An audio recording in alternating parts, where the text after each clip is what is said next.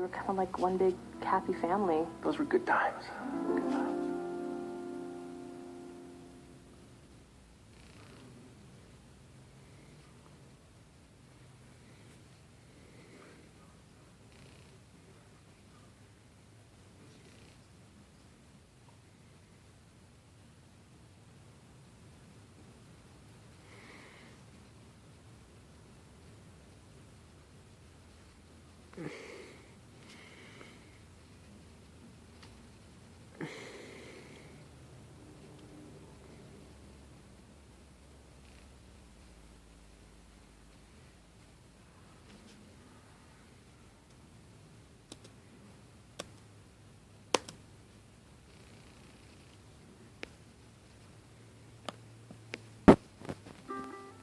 I can't take off my pants. Look, it's the haunted mattress. It's a gift.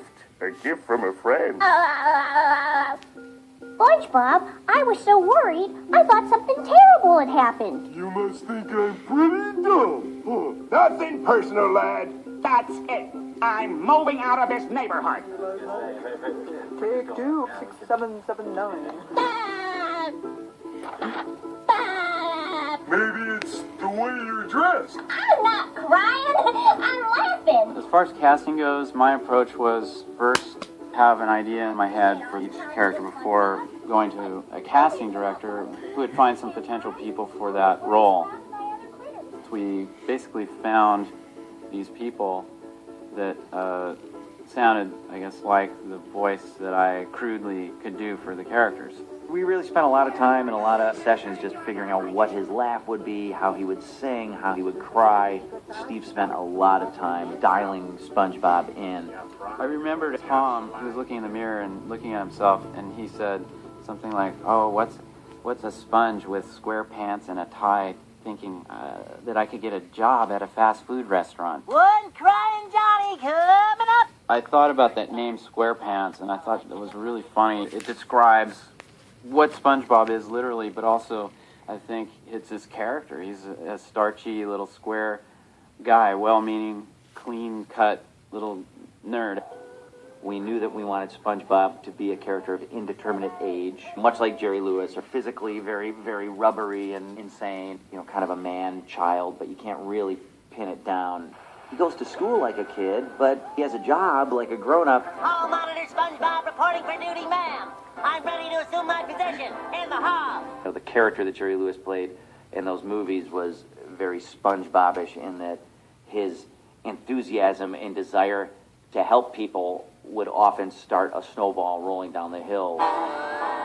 Broken traffic light.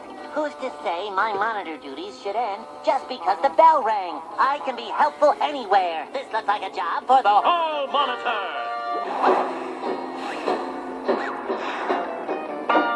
What could this town do without you, SpongeBob? My leg! The range where he was going to be, we knew that we wanted something really cartoony, but also Munchkin-y. I remember thinking of the Munchkins. Oh, the Yellow Brick Road. As kind of a template, and then we kind of fine-tuned it from there so that it wasn't just a squeaky voice, so that there were highs and lows, and there was a thing that he did where he was trying to be cool, and hey, baby, and when he was scared, his voice would go up higher, and SpongeBob is this kind of squeaky clean, small, impish character, and so I was looking for that sort of voice. And there actually is a cassette tape that exists of me doing SpongeBob and Steve Hillenburg doing Squidward, and that was the first time that we ever spoke on tape as those characters. hundreds of creatures swim through these doors every day in our undersea community, depending on you to serve them nutritious, delicious, reasonably priced food in a clean, family-friendly environment. Look, I've been standing around on my tentacles since 8 o'clock this morning, and I don't have the strength to listen to this. Who depends on you may ask? Well, let's just start with the A's. Aaron Anchovies, Albie Albacore. We decided to give him kind of a dolphin-y laugh. Now, the way you achieve that dolphin-y laugh is, first of all, you have to make a noise that your neighbors will find most distressing, which is like if somebody's letting the air out of you and you're a balloon. And then you take your hand on your Adam's apple and go,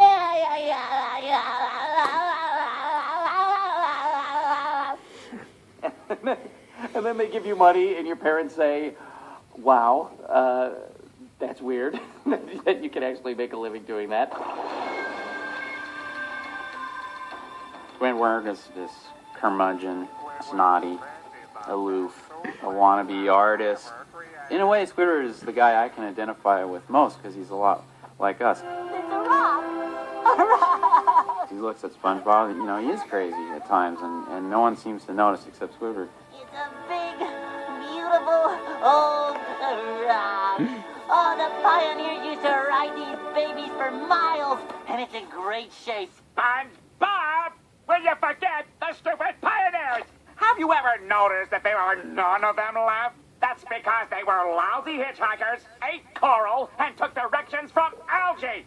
And now you're telling me they thought they could drive? Perhaps. He's got a good heart. He just covers it with this curmudgeon shell. I knew it. SpongeBob. You do care. No, I don't. I do not. That was just a cover. I don't.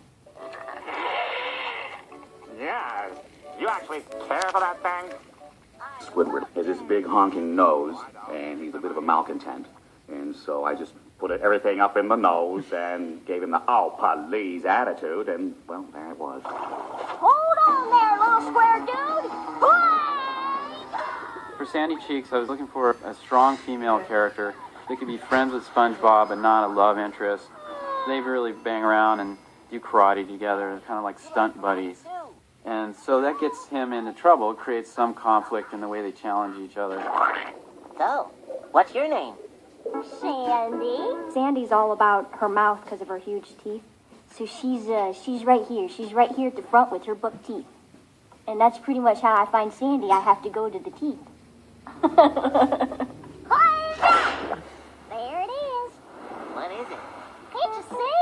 It's Texas. Steve was funny because he sent me all this research on Texas and slang. We worked a lot with the pacing, because as a squirrel I thought she should be really spastic, and he thought she should be more reserved. But I think we found a happy medium. I'm not crying. I'm laughing. I appreciate what y'all are trying to do, SpongeBob, but home isn't about barbecues and pecan pies. Home is where you're surrounded by other critters that care about you. I was trying to think of a role model of somebody who was smart and from that part of our country, and the person that came to mind was Holly Hunter. And I don't actually know where she's from, but that sound, So you'll stay? I'm staying. Welcome home, Sandy! Yeah, who needs dumb old Texas anyway? What did you say? Patrick is very, very low in bass and not very quick. There it is, SpongeBob. The carnival is back in town. Finding the character was really about feeding off SpongeBob or goading SpongeBob. I sense no danger here. How could they be dangerous? They're covered with free cheese. All I know is Mr. Krabs said, Patrick, don't do that! Cheesy. No danger here. Go on, try it. But Mr. Krabs said... SpongeBob, let me ask you something. Does this look dangerous? Does this look dangerous? Does this look dangerous? When Patrick goes off, I thought of a couple of the great Shelley Winters performances. Shelley Winters gone bad. Boom, I mean, she's nuclear. Heart on stick must die! I kind of like to think of Patrick as having a little Shelley Winters in him. I don't think I look very much like Shelley Winters, but it's more just how I feel.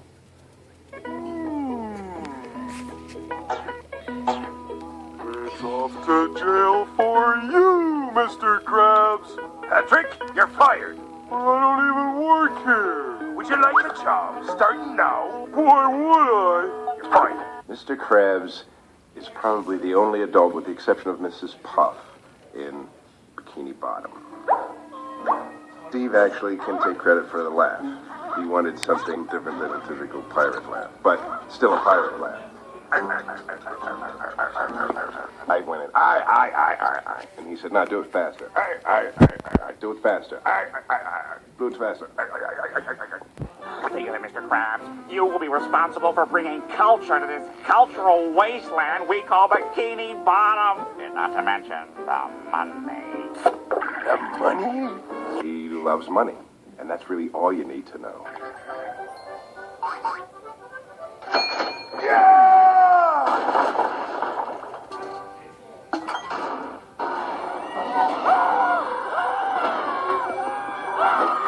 Can you spot him, Mr. Squidward? Down there, sir! Oh, there appears to be a Krabby Patty napping in progress. There can be only one culprit. Plankton. Finally, victory is mine. I win. I win. I win. Plankton's voice I read for as SpongeBob. So I actually did all the lines SpongeBob had in the pilot, but with Plankton's voice. And so he was saying stuff like, I'm ready. I'm ready. Hey, Gary, it's a beautiful day. Hear me, Krabs. When I discover your formula for Krabby Patties, I'll run you out of business. the cool thing about him is he's got two sides of his voice, which are one is, you know, his sort of, but then he can go to the good side, which is, I feel all tingly inside. Should we stop? No, that's how you're supposed to feel. Well, I like it. Let's do it again. Okay. F is for frolic, through all the flowers. U is for ukulele. N is for nose picking, sharing gum and sun licking here with my best buddy. We've done some personal appearances, and little boys always come up and they want an autograph, and they slide over their paper to you, and they say, "Plankton's always mean."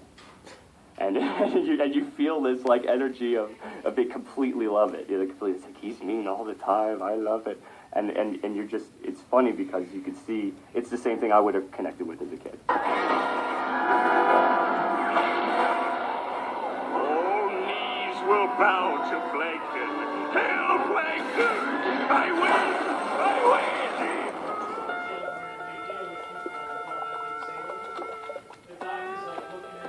Hey, free Krabby Patty! Hey, look at that! The incidental voices can be anything in the show that is not what they call the principal voices, which are the main recurring roles in a show. They are the little boy, the guy ordering a Krabby Patty. It's something different every show. I play incidental characters on SpongeBob SquarePants. The Halloween episode, I played a little girl fish who was making fun of SpongeBob. And in the Christmas episode, I played a little girl fish who had lost her two front teeth. So I kind of move around here and there. What is an incidental voice? Well, to me it is being at a wedding and telling a group of kids that you're not the voice of Sandy, but that you are on SpongeBob, and that you're just fish number 83, the occasional teen girl that's, oh, SpongeBob. It's different every show. It's like, boy number 2 or, eel number 76 or thought bubble number 7. Sometimes I do like a little kid voice. Or an old person's voice like that, or monsters. Hello, brother. Off on a copfish. Son, we're looking for the maniac. Have you seen this man? Yeah. We usually have a great time during the records, which I think has a big influence on what you actually grab out of that. I think everybody really was suited. We always have the opportunity out there to do as best we can. And as an actor, we all appreciate that from Steve. They're all just really great people to be with, and people that I'm learning from all the time. I mean, astounded by some of the voiceover artists that come in there. It's like, I just need to step down, because these are the masters. It sounds stupid to talk about cartoons this way, but really, Tom and Bill and Carolyn and Roger as Squidward, for sure, they're not really in the room. The real people aren't really in the room for a few hours. It's Bikini Bottom, very much like channeling. It's a very Shirley MacLaine kind of a thing, where for 4 hours, you're this sponge.